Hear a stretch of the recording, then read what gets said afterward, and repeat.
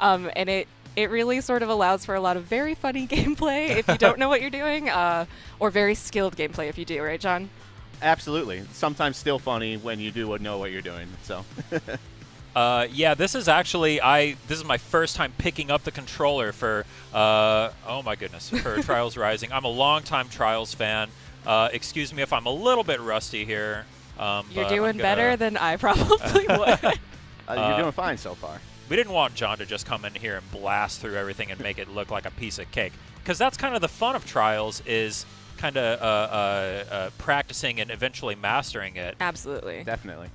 Because you're not going to be an expert when you first pick up the controller with the Trials game. And that's one of the things we thought about a lot on this game. We've really taken a hard look at our tutorials and how we can help people improve. Because it is the type of game where you come in, the base skill is very easy to pick up, but hard to master, as we say. Second place, womp womp. Yeah, I did not get gold. It was just short. Shameful. Just short of a gold. I'd say you're fine.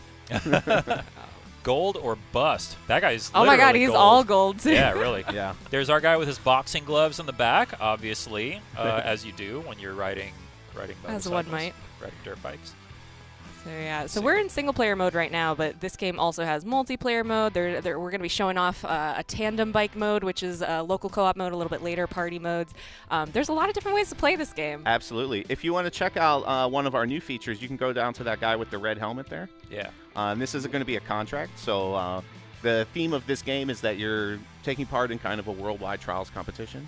And as you progress through that competition, you're going to attract the attention of sponsors. Ooh. And those sponsors will give you some extra goals to achieve as you play through the tracks. And then, of course, some extra rewards at the end when you complete it.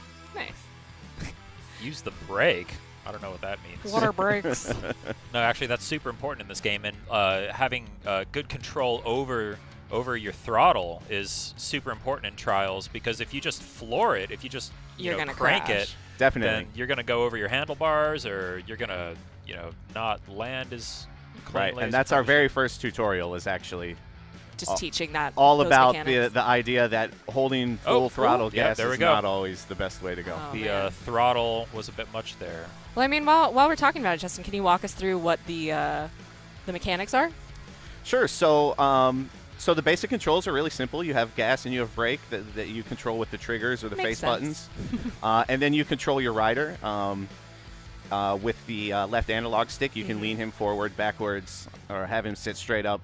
And the way that you control your rider manipulates how the bike is going to move on the ground and in the air. Nice.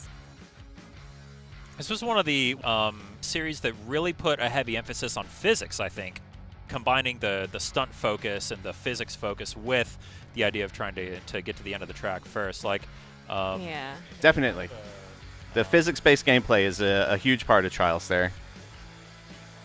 Oop, oop. Ah. Yeah, there we go. How'd I do?